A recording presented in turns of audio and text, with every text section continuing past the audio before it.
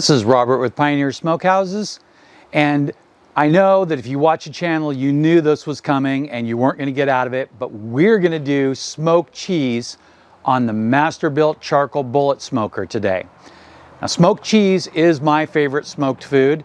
I know that you have options like brisket and ribs and pulled pork, but smoked cheese, just for me, it's a great snack food, something you can eat all the time, and it stores super well, so it's easy to get out whenever you want it. So first thing we're going to do is I'm going to talk about the smoker. First, I put the bottom tray in. Then I took a pellet tray and got it going and set it in on the bottom. Then I put the drip pan in, or water pan, whichever you'd like to call it, but I never use water in these. Then I put the other grate on the top. And I got it all going, so the smoke was flowing through there quite well when I'm ready to put the cheese on. We'll go ahead and close this door so that way the smoke continues to flow normally. And I'm going to set the lid on here just to get the smoke to go a little away from me. So next, let's go ahead and talk a little bit about the tray. Now, this one is an amazing smoke pellet tray, and you could also use a pellet tube. This one has been my favorite for years, but unfortunately it's not available on Amazon. So I bought a different one and I went ahead and tested it, and I've used it a few times and it's been fine. First thing I'm going to do is show you how I normally light it, and then we'll go from there. Let's go ahead and load this pellet tray. Now what I do is I take a piece of haystack lighter, and I've been using pieces off of this one. I actually used a piece to light that. And then I'll take a healthy chunk off of there, about this much. Spread it out just a little bit because we want it to burn really well. And then put it through the lighting hole here. Just needs to be through there enough to get lit. It doesn't need to like hang out or anything like that. You can see what we have here. Then we want to fill a little more than 1/3 of this.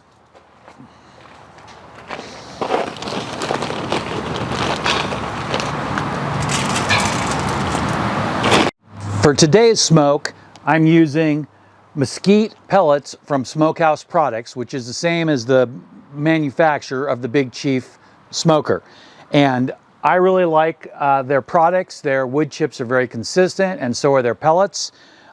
There is other options, and if you prefer a different flavor with your cheese, by all means use it. If I were using all Monterey Jack or something really mild, I would probably switch to a mild wood pellet like either an apple or a cherry or even pecan, which I do use quite frequently for cheese. But this will go very well with cheddar and with the pepper jack. Next thing I'm going to do is I'm going to go ahead and light this.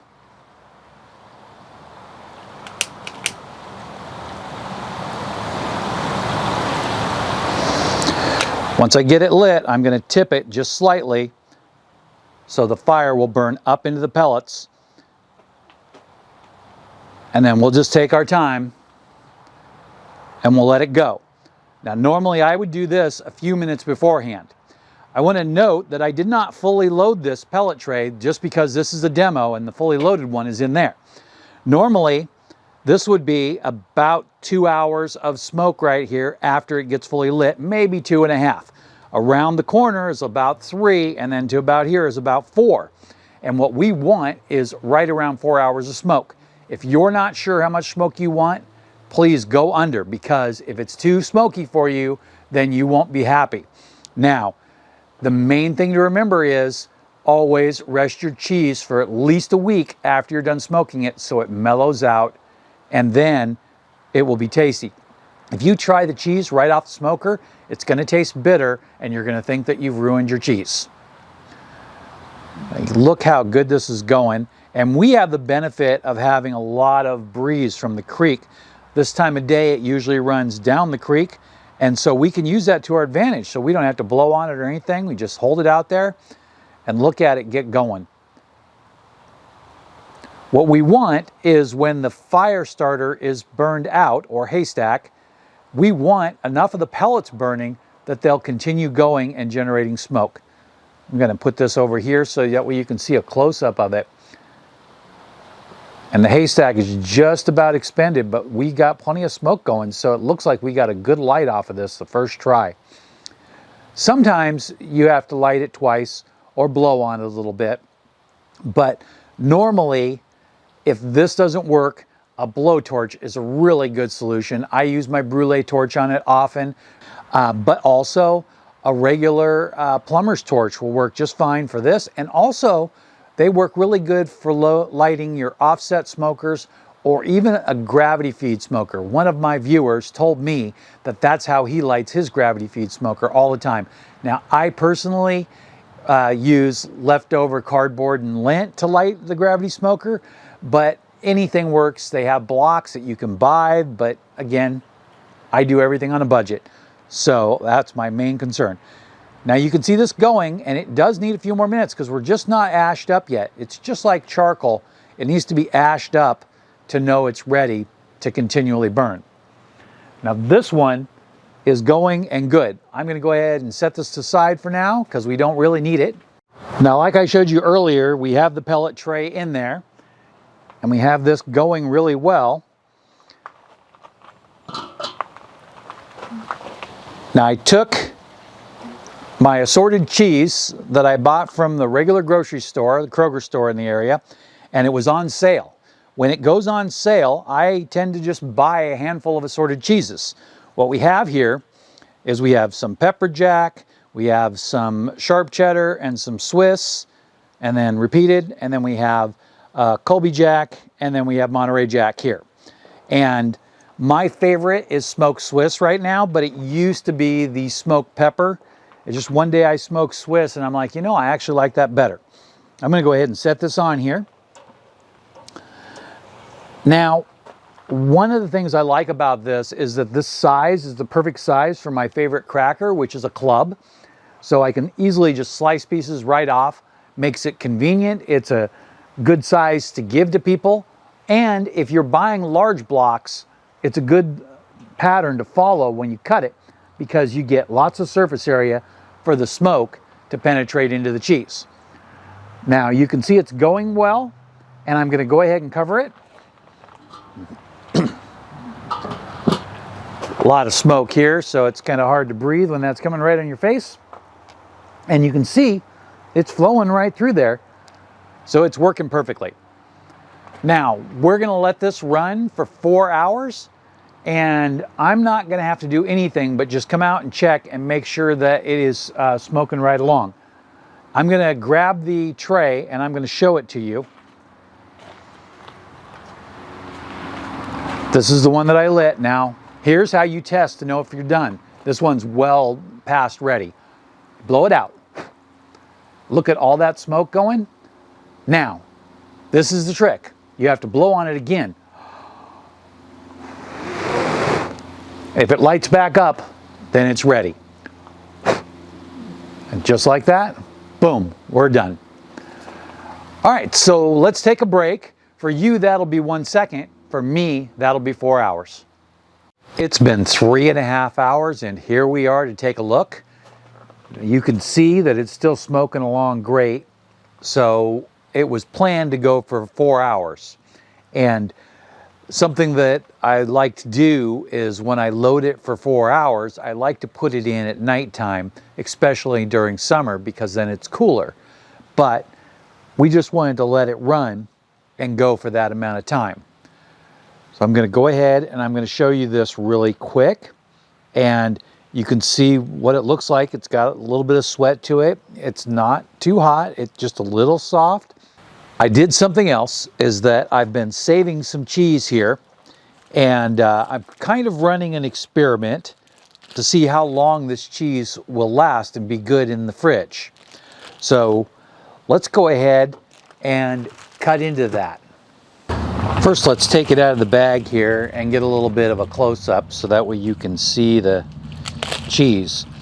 Now, this cheese has been sitting in the very back of my refrigerator in the cheese drawer for quite some time. I want to say that it's been about 8 months. Now, everybody knows that we eat cheese with mold on it all the time, like blue cheese and whatnot. So I don't have many reservations, and if the video doesn't get published, then you know I died from it. So that's just a joke. So I feel pretty comfortable with it.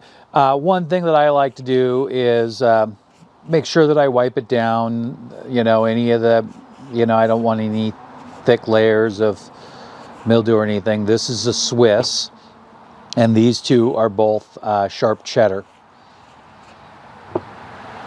I guess it's been so long, I can assume they're sharp cheddar. Maybe they're not. So I'm going to go ahead and I'm going to just cut right into this Swiss here.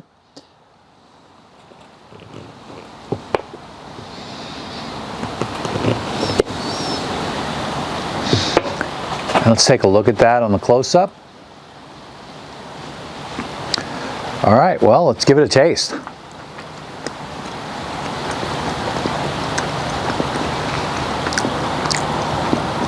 That was awesome. And the smoke flavor lightened up so much that it's just such a nice little touch.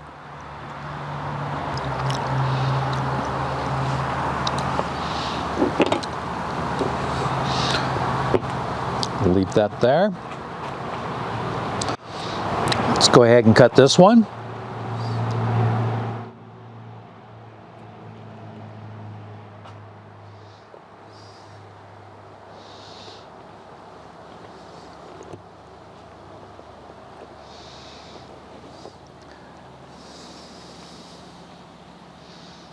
Looks good.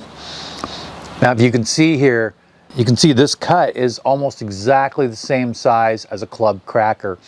And again, that's my favorite cracker. Now, of course, I wouldn't cut it this thick. If I were putting it on a cracker, I'd make it a little bit thinner. But I also might put some salami or some pepperoni on there too.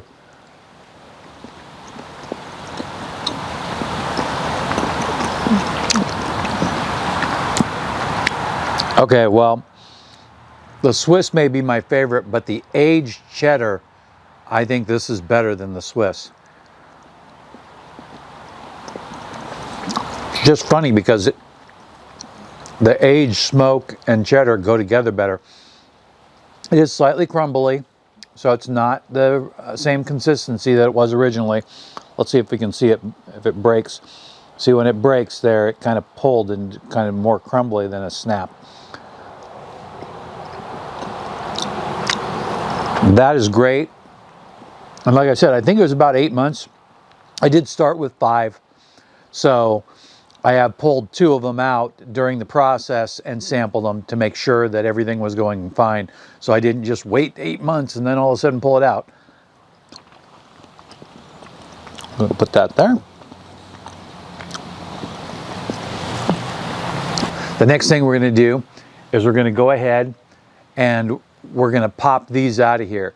I am just kind of stalling for a few minutes because I wanted to get a little bit more smoke on it, and then they'll be ready to come out. So I pretty much stalled as long as I can, and we're going to start losing light here pretty soon. Like I mentioned earlier in the video, normally I smoke overnight and just load the 4 hours worth of pellets in there, and then when I wake up in the morning, it's all ready to package up. But we're going to go ahead. First, I want to get another look in here and put the close-up camera on there. See that puff of smoke. Let's see if you can see in there. Let me grab this. Now remember that the tray can be hot, but most of the smoke should be on the back side where most of the pellets are. Oh yeah, there's still a good 30 minutes worth of pellets in there. Maybe I went just a little over. But this pellet tray holds just a little more than the Amazing Smoke tray. And this is the one that you'll see linked in the description below. And don't let me forget that, I'm sure I said it earlier, but you could also use a smoke tube if you want to put that in there. And I find that those tubes work better in the pellet grills than the trays do, probably because it's closer to the grill grate. Look at that thing go. I'm just going to leave it in here and let it run because it adds a lot of seasoning to the smoker even when you're not smoking. Now we're gonna take the lid off here and take a look inside.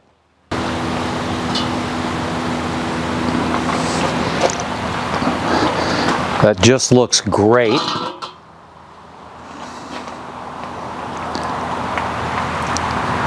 Not hot at all, just warm to the touch.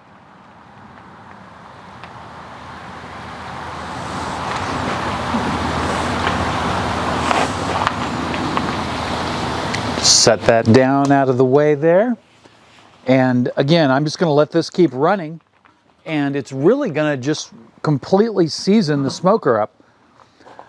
After I do a burn in for my seasoning, I really like to throw in a pellet tray and just let it run for a full pellet tray for a whole day. And that really completes the seasoning, no matter how it turned out before or what kind of wood or whatever you burned in it to get it up to temperature. That coat of smoke just moves you right along into the next stage. So now that this is done, it needs a long little nap. So it's going to go into a Ziploc baggie, and then after a couple days, I'm going to make sure that I dry it to make sure there's no moisture on it, and then let it complete its seasoning process for a whole week. Once the smoke has had a chance to mellow out, I'll pick one of these, probably the pepper jack, and I'll give it a sample because I want to know when it's ready to eat for everybody else. I can handle a little smokier than most people. And then I'll know whether or not it can be served right away or whether it needs a little bit more time. And whatever it needs, you can judge that after a week. And then if you want, you can vacuum seal it. I recommend that you wrap it in some parchment paper first, just a single wrap, and then vacuum seal it tight. And it'll keep in the back of the refrigerator for, like my test shows, at 8 months now, so probably up to a year. That pretty much concludes this video. And you know, I got to smoke cheese on everything, just like you got to smoke a chuck roast or a pork butt on everything to find out how it performs. And this has worked great for this. So again, what we're looking at here is the Masterbuilt charcoal bullet smoker, and I'm thinking this thing would be great for anybody who wants to take it camping or just really light use for just versatile things. So if you saw anything you like in the video, don't forget that there's affiliate links below. Those will not cost you anything extra, but they will help out the channel. And if you have a spare minute, check out the price on the Masterbuilt charcoal bullet smoker.